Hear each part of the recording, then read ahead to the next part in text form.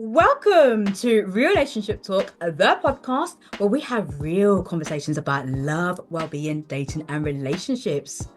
In today's episode, I had a saucy conversation with Charlene Douglas, the UK's leading sex and intimacy expert.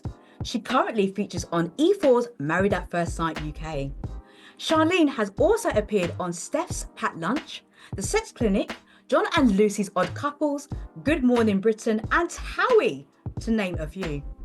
Her purpose is to help others to enjoy the very essence of who they are and to experience a deeper level of intimacy with themselves and others.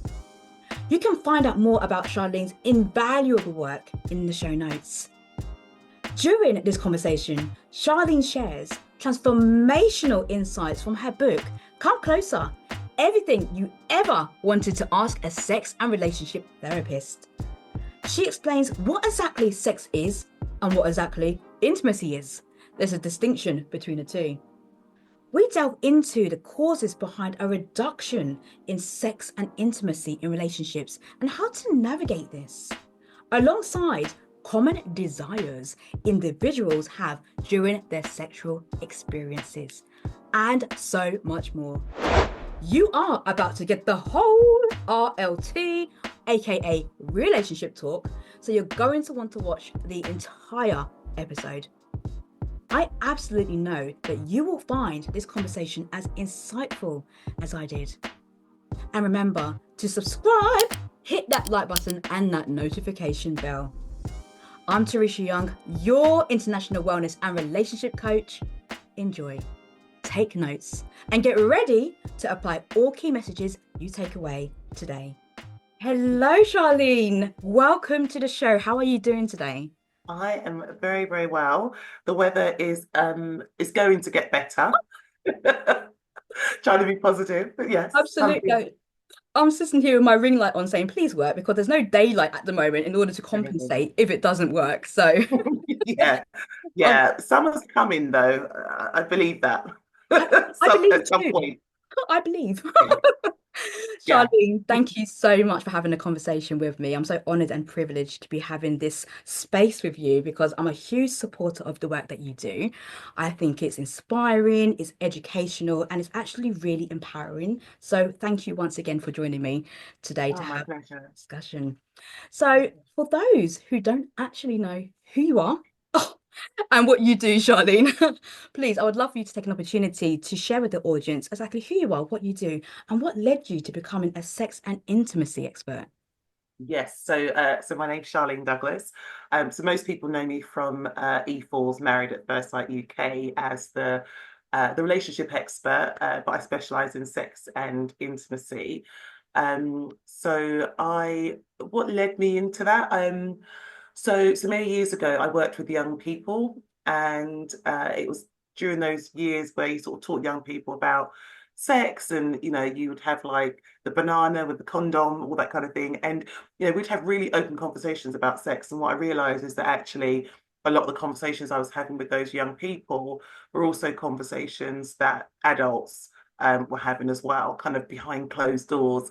And it just led me to the understanding that actually a lot of people aren't really sure about the world of sex and intimacy. You're not really given a tool book on how to do this, how to navigate relationships. And if anything, we often get like a negative template that we've seen, whether it be from our parents or TV or whatever it may be, about what relationships and intimacy should look like. So that's when I started my quest and started researching the world of sex and intimacy, and then qualified as a counsellor, then qualified as a psychosexual therapist. And because I like studying, I'm now currently doing a master's in further counselling. So I'm very interested in people. Me too. Very curious. I am like, oh, human behavior. Yeah. Really is interesting, especially in the work that we do here as therapist and coach. Charlene, thank you for describing that because even when you are saying the words like sex and intimacy, there could be a few people here listening and thinking, oh, that makes me feel slightly uncomfortable. I hear what you're saying, but even the words sex and intimacy. So for those who are listening, what is sex? What is intimacy? Is there a distinction between the two? Yes, there is. I think oftentimes when we say the word intimacy, people automatically think that we're talking about sex. Now, that's a part of it if we're talking about physical intimacy, but we know under the term physical intimacy, we're talking about affection, we're talking about, kissing, holding hands. It's communicating physically that you are connected to someone. But we have like emotional intimacy as well. So we're talking about spending time with someone, being vulnerable with them, being able to open up about what you're going through, with them and kind of having that connection. And oftentimes, when you think about non-romantic relationships, think about like your best friend. Oftentimes, we do have that kind of emotional intimacy with them where you just feel connected. You can talk about anything, and sometimes, well, oftentimes, once you've spoken to your friend, you feel better. Sex is different. So if we're talking about sexual intercourse, of course, that in the heterosexual world is penis and vagina sex. Outside of that, it can be all sorts of oral sex, anal sex, etc. But whatever it is, usually it's about communicating that kind of connection with somebody, and kind of developing that, and that's usually how sex is used. And also, it should be pleasure, it should be fun, and the work that I do is to help people to remember that, because I think for so many people, it's like this sex is like a serious thing that we have to do in relationships. And some people, if they don't have sex in a relationship, they're like, okay, my relationship is doomed. But actually, if you are going to have sex, you need to make sure that you're having fun and it's something that's pleasurable and not a chore. Absolutely. So I've had the opportunity to read your fabulous book, which is Come Excellent. Closer, Everything Yeah. You Ever Wanted to Ask a Sex and Relationship Therapist. And Yes. when I was listening to that, exactly what you were saying there was to make sex an experience rather than a performance. Mm. Because I think that's what we do. We go out there, from what we've seen on social media, we're watching videos, maybe porn, what we've heard from other people. We go in there with this performance, this main character attitude that we have. So, what can we do to actually, what's a different question? What are the myths versus the realities in terms of why we do that, for example? Yeah, I think so. I think people's expectations that we're in a relationship, we need to be having sex, and we need to be having sex pretty much every day because that would mean that the relationship is going well. Mm, And we have these kind of preconceived ideas about the roles within sex. yeah. So, for example, maybe with like gay men, there's this kind of understanding that they need to want sex all the time. It needs to be like hardcore, and they need to be throwing each other around the room. But we know that a lot of gay couples have very intimate, very sort of sex that's more passionate, that's a bit more slower, more connected, where they're looking into each other's eyes. So it doesn't have to follow what we've seen in the media. Um, and I think a lot of people are quite worried that other people are having more sex than they are, and that that the sex that they're having maybe isn't as exciting or is a bit routine and all that kind of stuff. And I think you just have to kind of really take a step back and have a think about what you want, what you want your sex life to look like. You could have sex once a month and have the best relationship ever. And it is about being able to work on the other areas of your relationship as well. And I don't think people put as much focus sometimes on those other areas of the relationship. Focus is a lot of the time just on the sex. Yeah, absolutely. And when you spoke about the whole emotional intimacy behind that, I suppose that has a huge foundational element when it comes to the how often, for example, you may have sex or how infrequent that might be. So, talking about emotional safety, because it's huge when it comes to our relationships, what steps can people take in order to build emotional safety with a partner? I think the first thing that you have to do is be clear about what you need in a relationship, about what your boundaries are. I think, particularly for women, there's so many of us that are just doing things in the bedroom that we're not happy with, we're not comfortable with, Mm. doesn't turn us on. For some of us, it even makes us feel sick. And it really is about kind of working out what it is that you actually enjoy and what brings you pleasure. Now, that's not to say that, if you've got a partner that likes a particular sexual practice and it's not really your thing so much, that I'm not saying not to do it, because obviously you want to also please your partner. But if it's something that really goes against your values, your sense of worth, your sense of identity, then don't do it. So I think that the first thing is to really establish what you want in a bedroom, what you want from your relationship. And when you're with your partner, particularly if it's a new partner, to really have those open conversations, whether they shut it down, whether they mock you or whatever it may be. And a good, healthy relationship would be one where the partner isn't doing that. Yeah. But if you are experiencing any of those types of behaviors, it's about being able to be really clear about what it is that you are looking for, what you need from a sexual relationship. That can be very nerve-wracking for people to talk about their sexual needs, especially when you have a new connection with somebody. How soon would you encourage people to have that conversation with somebody? As soon as possible. As soon as possible. I mean, it's hard to say, I'm not saying that on the first date that you want to have that conversation necessarily, but if organically that conversation arises, then I would say be okay with sharing as much as you feel comfortable sharing about what you want or expect from a sexual relationship. I think what happens is, in particular, a lot of the couples that I work with, 7 years down the line, with the wedding ring on, it's at that stage that they no longer want to have sex, and then they come to me to kind of try to help them with this issue. And what we realize is that actually for so long your needs haven't been met. So for example, when I say to women that are in heterosexual relationships, I'll say, like, tell me about the sex, are you really enjoying it? Mm. And no one has ever asked them that before. And in that moment, when they really think about it, sometimes they're like, oh, well, there's some bits that are okay, but yeah, him kind of being on top of me, thrusting away forever, it gets boring. And there's a point where it's like, if a 10 is orgasm, it just hits six, six, six, six. And then they'll think about EastEnders and it'll hit a four, and it's kind of like, what is it that you need from your partner for it to reach a 10? And why are you not able to say it? And the question is, if you are allowing yourself to be physically vulnerable by being naked, remember, your partner is seeing parts of your body that you've never seen. So if you're allowing yourself to be physically vulnerable, why is it that you're not able to be emotionally vulnerable by telling them what it is that you're looking for? Mm. That is very good. That requires a huge part of exploration, because what I'm thinking there is like twofolds actually, Charlene. So you've got the whole communication piece in terms of communicating your needs. And at one point, I would love for you to explain to us a little bit more about your was it the fact, feel, needs Mhm. method approach that you had there, because I think that would be really helpful for our listeners to know about. And also, is it legacy, or could it be that there's been a sudden reduction in the interest for having sex, and maybe things like stress, illness, whatever that might be? So, what's your view on that?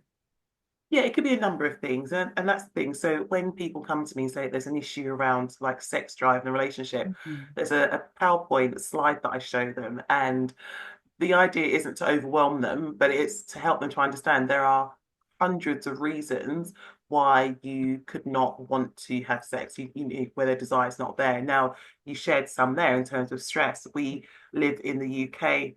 I don't think the UK is designed to help us to live in a mindful, peaceful way necessarily. Okay. From parking fines to stress at work to financial issues to council tax going up to the list goes on. Yeah. Even the other day I was sort of driving on the road, and I was sort of driving behind a car, and all of a sudden the car in front just stopped, and I was on a yellow box junction. I was like, here we go. Yeah. And then of course I got a ticket.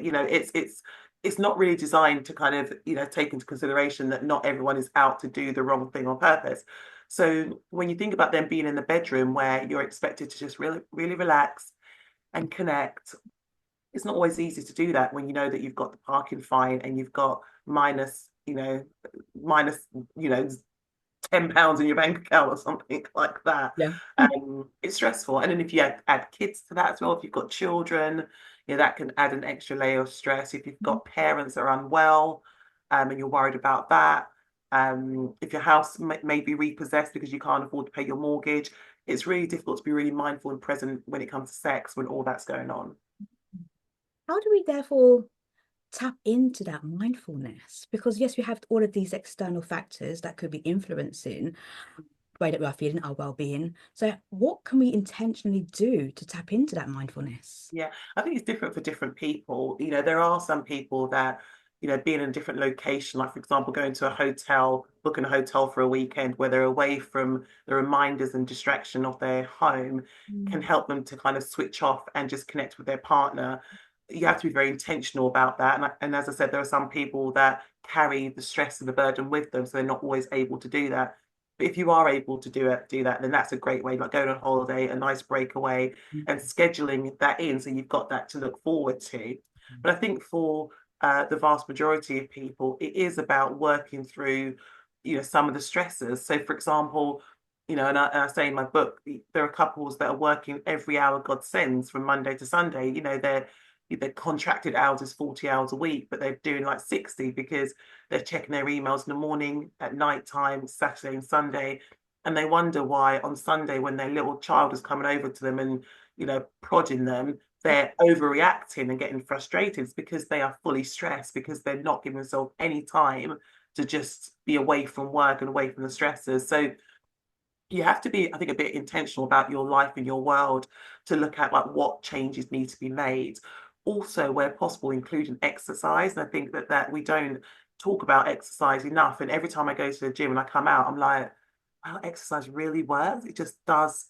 Mm. It just sets your body in a different way in your mind. So, eating well, good exercise, proactively being around things that really boost your well-being, like being around good friends and booking nice holidays, all of those types of things contribute to you wanting to have sex. Now, of course, there are medical reasons why people don't want to have sex, and that's a whole new issue in itself. But if we talk about stress and factors like that, then it's about eliminating some of those stresses in order to be present when it comes to having sex, and to allow that motivation to come back to want sex as well. For people listening, they might think, wow, I never actually linked the two. I've never Yeah. thought about actually taking care of myself, reducing my stresses, and how that would impact my sex life. Because I'm just thinking about the interaction with me and my partner. But that whole holistic approach is so important because, as you said, it does lower the stresses and then perhaps give us more energy to invest in our partner. Yeah, absolutely. Yeah. So what you were saying about scheduling needs to be very intentional. What's your thoughts about scheduling in sex time? I would say that for a lot of people, they would say if you schedule time to have sex, that it takes away the fun, the spontaneity, it makes it boring. I would say that when you book a holiday to the Bahamas and you're booking it next year, it doesn't take away the fun any more than if you were to say, let's go today. There's an element of excitement if you're going to book it today and you're going today, but you're just as excited. In fact, sometimes the build up is even more exciting.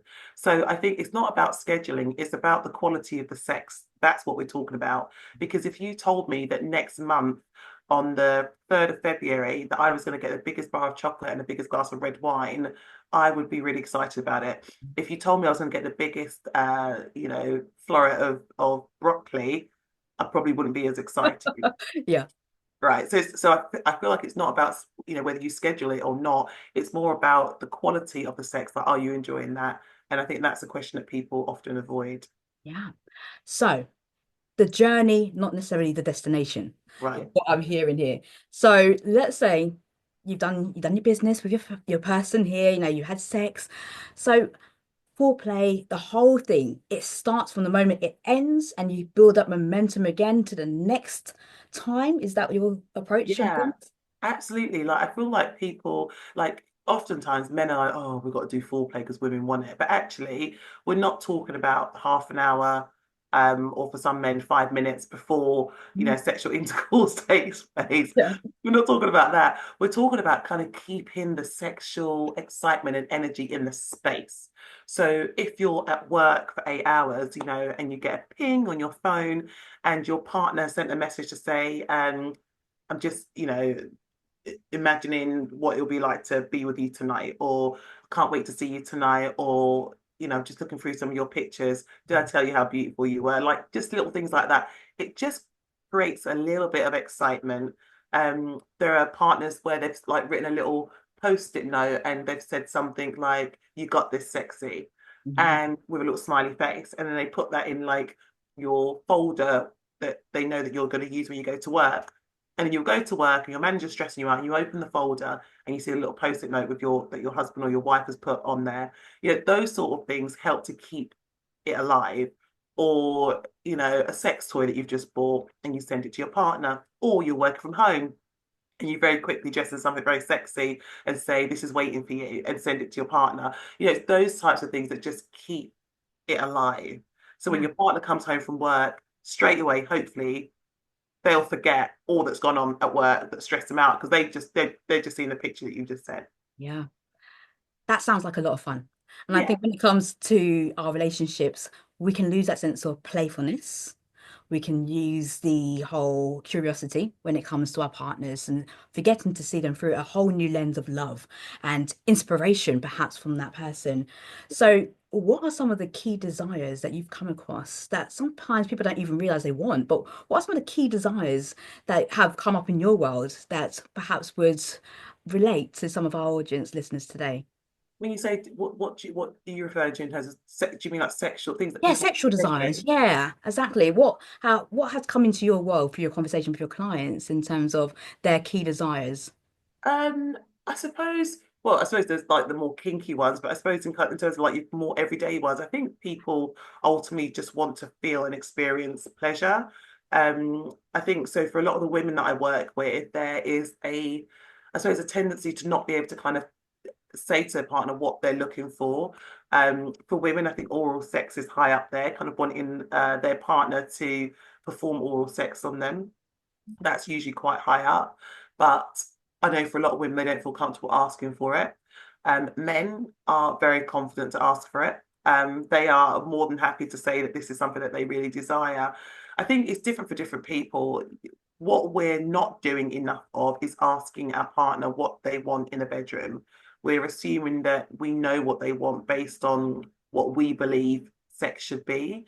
And that's where sometimes sex isn't aligned for couples. And I think that these conversations need to be kept alive more and more. Okay. I think that leads us quite nicely into your facts, feel, need approach as well. How would that work typically for a couple? Yeah, so it's a really nice way of helping to talk through maybe difficulties that you're having in your relationship. So when you feel very strongly about something, oftentimes your partner feels very strongly about the same thing, but you're not aligned in your thinking. And we always feel like we're listening to our partner. We'll say things like, yeah, yeah, I get what you mean, but and we haven't got what they've meant. We haven't processed what their experience of the situation is, but we just want them to know that we are right. And we desperately seek, um, for the right words and evidence so that they will eventually say, oh, actually, you're right. But the reality is the partner's never really going to say that, particularly when you're in that space of rage and you're both arguing. If you think about times that you've argued with your partner, when has it ever stopped where they've said, "Oh, actually, you've got a really good point." Like it doesn't happen because everyone in that moment wants to be right. So first and foremost, it's important to be in a calm situation to be able to really listen to each other. We know biologically when you're in that space of rage, the part of your brain that can think logically and rationally shuts down anyway. So you can't find maybe the right clear words to say. Your tone is going to be off. You're going to sound angry, which will trigger the other person. So fact, feel, need is a way where you create some space together. You take it in turns to speak, and you talk about the situation. You speak about the facts. So you're not talking about your opinion because if you speak about the facts, then no one can argue with that. Okay. You then talk about how it made you feel, Mm. and then you talk about what you need moving forward. And then you kind of have a discussion about it. But the idea is that the discussion is with the need in mind. Mm. And then you then switch it. So the other person sort of talks about like how they saw it in terms of the facts for them, how it made them feel, and kind of what they need. And Mm. the idea is that in that calm space together, you work towards resolving the problem. So it's couple versus the problem, as opposed to partner A versus partner B. Mm. That's a really considered approach because, as you said, the whole environment and the calmness of it is so important in order to set the scene for Yeah. that type of conversation as well, and to truly listen to what the partner's saying without interruptions. Because, of course, we have a tendency to interrupt or intervene, so to hold that space for that person during that time. There must be a point where somebody feels like they've had all of these conversations and it's just not going that way.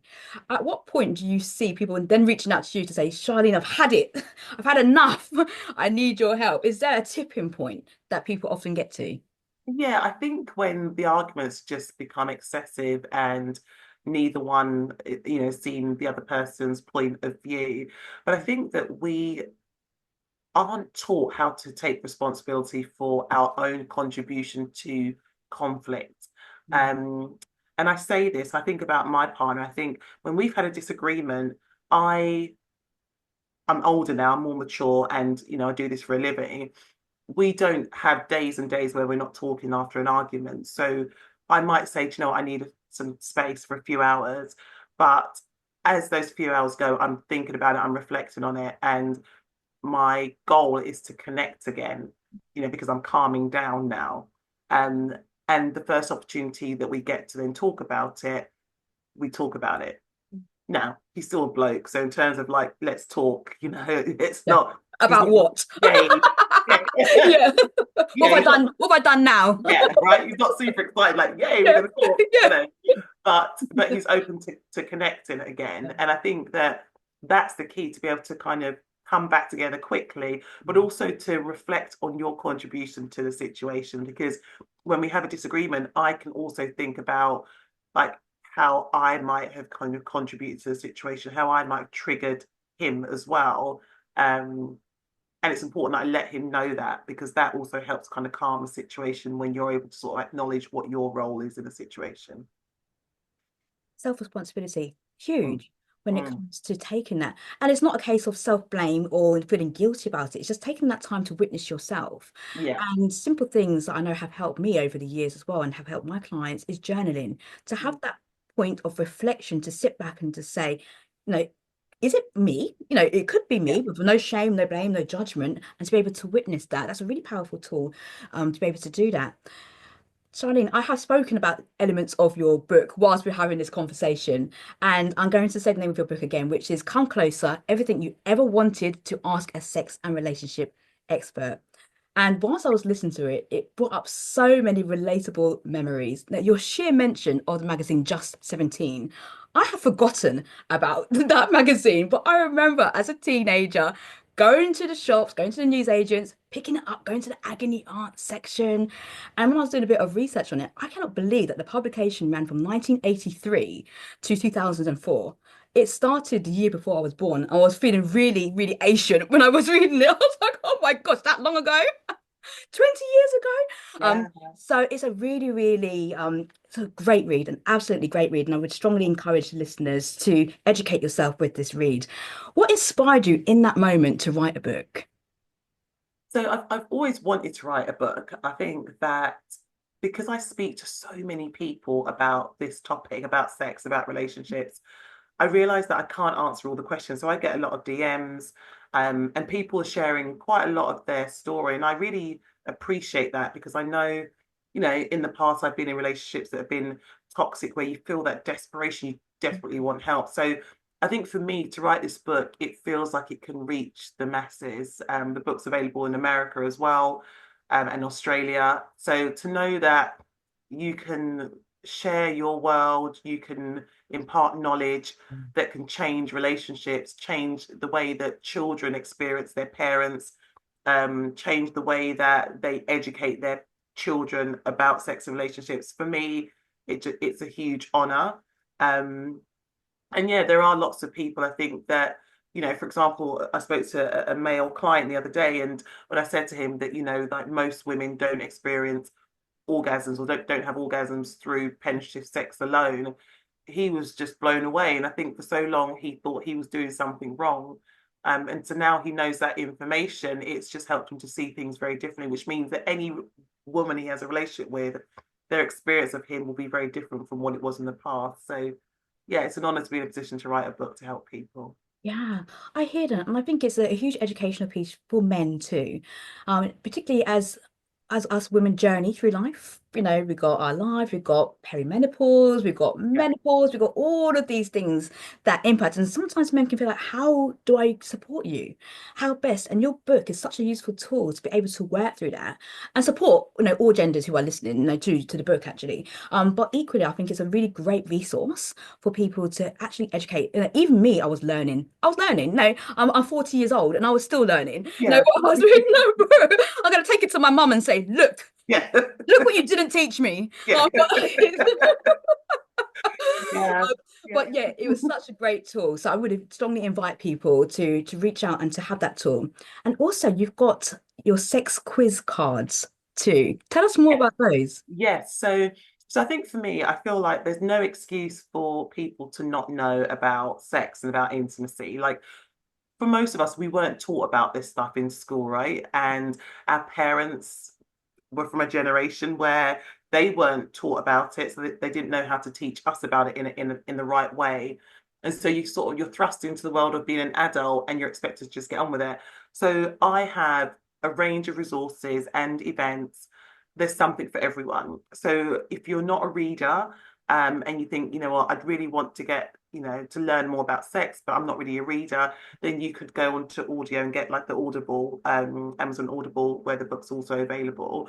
In terms of sex quiz cards, so the sex quiz cards are basically an opportunity to find out about the world of sex from your partner and also yourself as well. So there'll be questions like, you know, what's your view on porn, for example, or um, how would you feel if your partner shared that they masturbated, or things like that, that you don't really know how to start those conversations. Or what's the most embarrassing thing that's happened to you in the bedroom, or what thing in the bedroom have you never tried before but you'd love to try? Um, and if you've got a partner that doesn't really talk about sex, and this is a good way to kind of initiate it. Now, of course, you have to set the scene, date night, maybe a cup of tea, a glass of wine, or however you kind of relax together. But ultimately, it should be a lot of fun. And of course, you can pass on the cards, so you don't have to answer every question. Okay. Okay. You can pass. Yeah. It sounds like a really good introduction. Maybe not something you take on your first date. Hey, look what I've got. Yeah, yeah, yeah. But you know what, you say that, but there are sometimes dates that you go on where you're on a date for hours and you're Yeah. really connecting and you're really open with each other. And actually you're like, yeah, I've got these sex quiz cards. We should try them out. And if you've got someone that's open to that, Yeah. then that's a really great, fun way of getting to know each other as well. I absolutely agree. I agree there. It's about context, isn't it? And finding the right context for it. It Yeah, sounds like such a lot of fun as well. And I love the fact that you have been able to actually tap into people's different learning styles as well. If reading's not for you, you've got Audible, so you can go into Audible or some sort of audiobook and be able to download it there and listen to it as well. Which is great because that means you can chunk it down, and you can do it on the go. I think a lot of people they think, how do I have time to read this? I don't have time. It's like, in actual fact, you can habit stack. You can do your reading on top of brushing your teeth, and you can stack yeah, the habit and you can do it at the same time. So yeah. it's great and it's great. So where do people find these resources? Yeah, so in terms of my book, Amazon's probably the kind of the platform that most people are familiar with. But if they're in the UK, WH Smith's Waterstones as well also have it. If they can't find it in the actual store, then online on those online platforms, they are available. Um, and if there's any problems, just contact me. But they are in all those platforms. In terms of the sex quiz cards, so people can buy them from my website, which is the intimacycoachuk.com. There are also webinars that they can download as well. One of the webinars is for people that go through the menopause and they're struggling in terms of a sex drive as a result of that. So there's like an hour worth of content there. There's another one about just if you've got a low sex drive, just in general, or your partner has, what some of the reasons might be, what you can do about it. And again, that's about an hour's worth of content that they can download.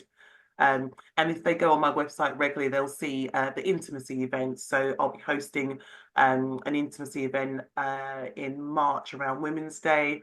And that will be for people that want to have their questions answered and want to learn about sex toys and want to learn about how to improve sex in a relationship or how to be more confident sexually if they're single. And it's like, how do I kind of have these conversations about sex? So it's a space, a fun space, kind of like a brunch kind of thing, where once a month, people can come along and have fun and get to talk to me about the world of sex as well. So there's something for everyone. But usually I advertise things on my Instagram, which is Charlene Douglas Official, or my website, theintimacycoachuk.com. Which is all good. And Charlene, what I'm going to do is I'm going to drop your handles into the show notes as well, so people can easily click on those to be able to access those phenomenal resources. And you might be seeing me at one of those brunches. Yeah, come along. I'll be coming along too. Excellent. You mentioned before about physical. intimacy and how Mm. sometimes our partners are seeing aspects of ourselves that even we don't even get to see. Yeah. Well, I can only imagine that body confidence and body image plays a huge part when it comes to our sexual intimacy as well. Mm. So, what can people do to build that confidence, would you say? And I think it's about knowing yourself, knowing what you like, knowing what you enjoy, exercise, having a good diet, feeling comfortable with your body, and understanding that bodies are different. Yeah. I think that for so many of us, we don't always want to look at ourselves naked in the mirror, but we are expecting our partners to find us desirable. Yeah. You have to find yourself desirable, and you have to be okay with stretch marks. You have to be okay with wider hips. It's what makes you beautiful. And I think the more we connect with our bodies, the more we'll fall in love with our bodies. And I think if you are in a position where you really do have an issue around your body, then maybe it is about reaching out to get some help, counselling or psychotherapy, Okay. just so that you can work through what some of those issues are, and also to kind of like work out like what some of those thoughts that you're processing that has become a part of your belief system about who you are, because a therapist will help you to work on that so that you're kind of giving yourself more of a positive message, and ultimately that you can then feel sexy about yourself. Mm. Yeah. When you were talking, I was thinking actually it probably is going to take some deep exploration when it comes to some of the underlying reasons that actually cause body confidence challenges, for example, and a therapist can actually explore that further Yeah. because we can do things, we can say affirmations, no, I am beautiful, but you have to feel that at that core. Yeah, it's deeper than that. And I think, and I say this in my book, like it's not that I'm saying that affirmations aren't helpful. It's not like I'm saying that, going onto Instagram and following positive people, that I'm not saying that that's not helpful. But if the issue is deeper, Mm. then those things will be like a plaster that just kind of like covers a wound. If, for example, you grew up in a household where your parents said that you were fat, or that you were ugly, or you got bullied at school, or an ex-partner laughed at you the first time you had sex with them and made a derogatory comment about your weight, or said something stupid like, I don't know, no man's going to want you because you've got a bum that's flat, or something stupid like that, right? So those sorts of silly comments that often come from very emotionally immature and toxic people, they can be projected onto us and we can then hold onto them. And that is a label that we carry around with us, which then means when you do have a partner that's a healthy, loving person who wants to see your body, you are then afraid to turn around and show your bum because that stupid message from the silly from 10 years ago, still you've still held on to it. And so sometimes it is about working with a therapist to be able to really push aside those silly comments and to learn who you really are. Yeah, yeah. And I would strongly invite people to do that exploration work and to reach out to, and there's somebody like Charlene, for example, who could help you work through those aspects of ourselves because we do carry and like what you said there in terms of putting a plaster on the wounds and not Yeah, actually treating the wound. So it's right. important to have that. And there are a lot of things on like social media, for example, that can influence the way that we perceive ourselves. And it can actually have quite a bearing when it comes to our relationships. I know I speak to many couples who have so much friction in their relationship because their partner has liked someone's posts, they've put comments on somebody else's posts, and they didn't think it was appropriate. What sort of boundaries would you encourage people to set when it comes to social media etiquette? Yeah, I think you have to be really clear about what does it for you and what doesn't, right? And what is and isn't acceptable. So I know for myself, if my partner is, sending fire emojis to women that are scantily clad, or randomly following some porn star, Yeah. for me that's a no-no. And my partner is clear of that. I mean, he wouldn't do that anyway. That's not really his thing. But I'm just saying, like, that would be something that I would say that I'm not happy with. Um, but I think for a lot of people, they don't want to sound like they're being like they've got insecurities or they're being over the top.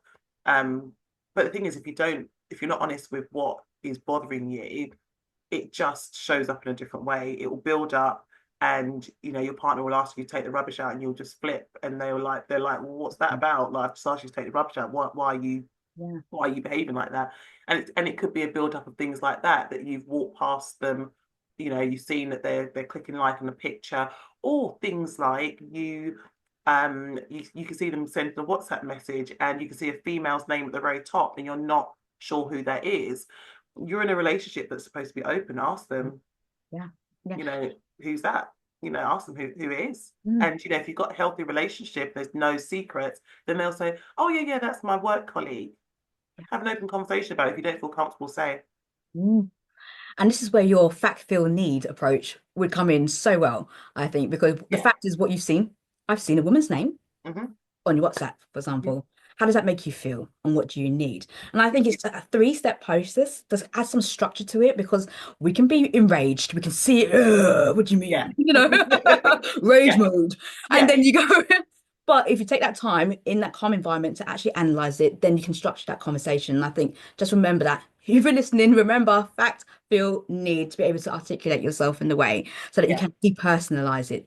I think it's so important. Yeah, and also it helps your partner to really understand what you're saying, because I think sometimes when we, let's say, overreact. I don't like to use that word because I never feel like it's a real overreaction because it's come from somewhere. But for the sake of this conversation, if we say that if we overreact, our partner doesn't always hear the words, they just hear the charge, that kind of emotional charge.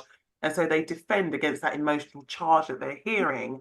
What we want is our partners to be able to hear our words and to hear how something has made us feel. Now, if they love us, they don't want us to feel like that. So they will hopefully be more in tune with what you need to not feel like that in the future. Yeah, yes, I hear that. And also, it's for us to be able to, tap into what we are truly feeling. We have a tendency to say, I'm angry, sad, happy. Like those are the three core emotions. But actually, Yeah. when you build it, I feel frustrated, and you're able to actually, maybe look at a wheel of emotion tool or something like that to actually pinpoint how you're feeling. I think that will give your partner more insight. So it's not like I'm angry. In actual fact, I'm disappointed. I Yeah. feel rejected. Whatever Yeah. wound that might be, I think when you go down to the layers, it really helps with those conversations as well. Yeah. And also as well, I think the more you know yourself, the more you understand where some of those feelings come from. So, for example, if to use that example that we just used there, right, in terms of the WhatsApp message, you walk past your partner, you see a female name at the top, right, and you can see them sort of messaging excitedly, concentrating on that message, right? You need to be able to ask them exactly like what's going on there, because this should be an open relationship, right? But what's important is for them to understand how that's making you feel. It's making you feel a bit unsure, a bit unstable, a bit insecure, a bit confused, whatever it may be.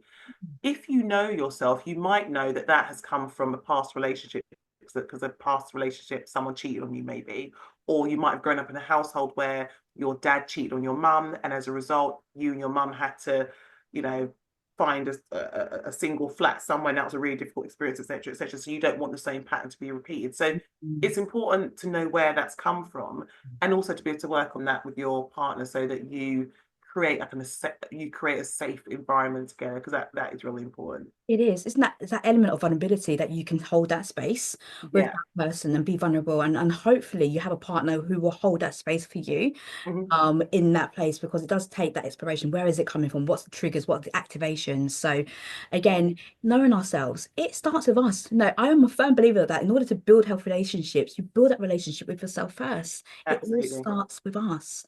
So you've mentioned your partner Mhm. before, and I just wondered in terms of like relationships, current, past, Charlene, what have been some of your key learnings from those relationships? Girl, Hey! Is that another episode? yeah. Hey, so do you know what? It's funny, 'cause I always feel like what makes me passionate about this work is Yeah, not just, the people that I meet, um, but it's also the reminder of where I've come from as yeah. well, and where I am today. Mm. And so I think in the past there was this kind of idea that to be whole, you had to be in a relationship. Like that's what we're told, right? Yeah, yeah. And I sort of desperately, particularly in my like early 20s, desperately, was seeking that to meet the person that is going to be my person so I can be whole. Mm. Because, when you told people that you were single, they were like, oh, like, and they would think something's wrong with you. Yeah, what's wrong with you? Yeah, right. Or they'll say, like, oh my gosh, you're single. Yeah. It's like you need to, like, if you're considered beautiful, that you shouldn't be single. So then who should be single? And you know, so it's one of Yeah. those things. So I think so when I think about sort of like a past relationship that was very toxic, um, I wouldn't choose someone like that now because I have done the work on myself. I know my boundaries. I know what I expect. I know what I deserve. There were too many red flags early on that I don't know why I even went into I went running into that relationship. No idea. Yeah. Um, and I think the person I am today is a very different person. So because of that, I gravitate towards, men that have done the work on themselves, that are mature, um, and those that weren't like that, I kind of ran a mile from. So yeah, so I think so. I've learned a lot about myself throughout relationships, but also I know now what I need in a relationship, and that's taken many years. Yeah. It's those red flags, and it can feel fun. It can feel exciting for most people. And then when you find someone else, like it feels a bit vanilla. No, it feels a bit boring. And I believe that we just need to reframe what boring is. And actual fact, no, boring, so to speak, could be safe. It can make us feel safe, but it's so outside of our normal and natural that we don't do it. So it's kind of like it kicks us out of our comfort zone. I think if you've grown up in a household that has been full of drama and toxicity, then you look for that, in relationships, and that's your idea of what a relationship should be. That's your idea of fun. I think for those people that see relationships as boring when there's no drama happening, like I said, it's usually because their experience of relationships is drama filled, and that's the work they need to then do, I would say, on themselves so that they see it in a different way. Because of course there are relationships that are boring, and if you're in one of those, and I'm not saying that that's a place to stay necessarily, but I know for myself, when I think about like an ex-partner where every day there was some kind of drama, every day I was learning something new about him and not good things. Yeah. um I was finding my, like, when you feel like you're losing yourself, you're losing your own values, your own sense of worth. You're getting caught up in situations where you're just like, I've not been brought up like this, how am I even here? And then now to be in a relationship with somebody who, I'm not saying that he's perfect. I mean, he's perfect for me, but I'm not saying he's perfect. But just someone who's willing to work with you on situations, and ultimately you can just feel the love for you. And I Mm. think that is key. Someone that you can just feel that they've got you. You know, that moves us so lovely into another question I love to ask my guests, which is, what's your personal definition of love then in a romantic Oh, context? yes. I think there's so much linked to love for me. I think the word that comes to mind is safety. So when I think about being with my partner, I feel safe, like not just physically safe, like, being in his arms, but also to share my world with him, to cry in front of him, to be vulnerable, to be irrational, to be annoying. Like there's a safety there that's created where he will always come back. Mm. And that for me is love, also kind of not wanting the person to be hurt, being able to forgive quickly, wanting to connect as soon as we can. I suppose when I think about, like, if we're in a room full of people and our eyes lock, there's a communication that is like no other, where you don't really see anyone else in the room. You're just smiling with your eyes.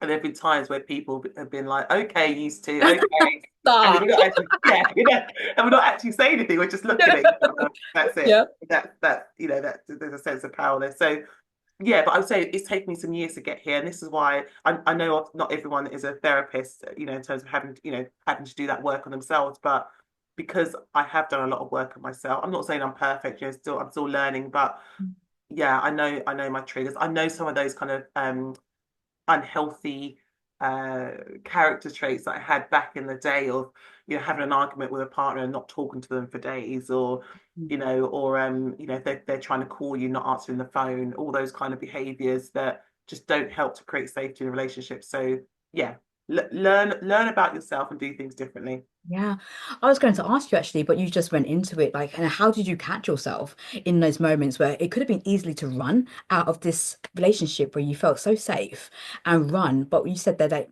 because of working on yourself and knowing your triggers, that must have stopped you from actually running in those moments. Yeah, and I think the thing is, like everything I say in my book, I do my very best to do, right? Now, it's not always easy when you're feeling like emotional.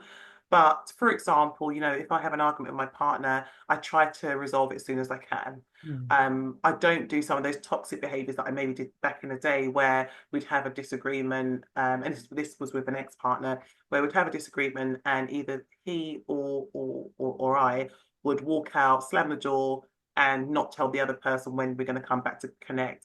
And so the person that's left, that has been left, sorry, you're left feeling like, when are they coming back? Like, had they left me for good? Like, and then when you see their car sort of pull away and then they haven't called you for the whole day. And with my ex, I remember that he didn't even come home that night, wouldn't answer his phone. So real toxic behaviors, right? And yeah, all of those things are just not ingredients for a healthy, sustainable relationship. And yeah, there are books out there now. We can learn how to do this differently. Yeah. Um, yeah, we can learn how to do this differently. Yeah, and it's understanding those triggers, and I love the fact that you practice what you preach. Yeah, I Basically, try. you try. It's like it's part of human, isn't it? Things can happen. Sometimes we have a little Yeah, slip up, and oh, Teresha, come on now. But no, sometimes we slip up. But it's a case of yeah, actually knowing that and then saying, okay, so what can I do differently? Next time if I need to do anything differently, it's just catching myself in the moment. And I love your personal definition of love and the fact that you can just look at each other and you just have that connection because we know that a lot of our communication is around our non-verbal cues mm, and what we're putting out there. So the fact that you got that eye contact, you probably also got some gestures and body language that makes that connection deeper. It's yeah. just so beautiful. I had this image come to me. I'm not sure whether you've seen it actually. There's this Shaquille O'Neal gif, and he's turned to the side, he's like, and he's looking at you, and she's I looking have at seen it. him. Yeah, Have you seen that one? yeah, I just had this image of you yeah, two just looking at each other like, yeah, yeah.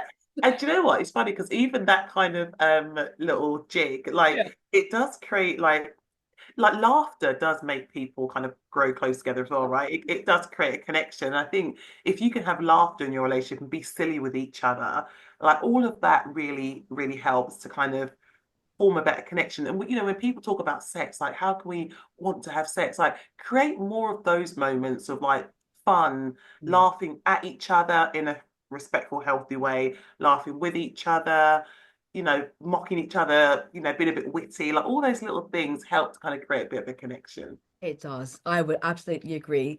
I'm a very goofy person, Charlene. You have to take my goof. Yeah, If yeah, you're gonna embrace me, I come with goof, okay? So yeah. It's important. It's it important. is important. Exactly. Yeah, It keeps the energy fresh, it keeps it vibrant, it keeps it flowing. And then also you've got the wonderful sex quiz cards that Charlene has as well. If you need to spice up your life, spice up your relationship as well, to turn it from something that's very that gives you life. A life-giving relationship.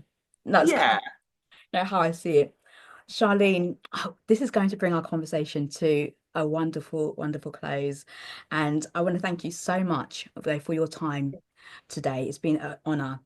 And I do have a closing custom on my show, actually, in terms of just asking the guests to leave our listeners with one key takeaway to help them along their journey of love, well-being, and relationships. Yeah, I know that this doesn't sound very sexy, but I think that it is imperative that we do the work on ourselves. Like, I can't stress that enough. It's not for our partner to know where we like to be touched. It's not for our partner to know how to respond to us in particular ways. We have to know that about ourselves first. And we have to feel confident enough to communicate that to a partner and know when to walk away. And it's that end part too. I think that some people don't value so much. It's also Mm, knowing when to walk away. yeah. Shafeen, that has been absolutely amazing. I know you have shared with us during the conversation how people can find you, reach out to you. I'm going to drop all of your social media handles into the show notes so that people can easily access you. Thank you. Thank you once again. And to everybody who has listened to this gorgeous conversation with Charlene Douglas, I want to thank you for your time, for your attention, and for your energy. And until the next episode, take great care of yourself and others too.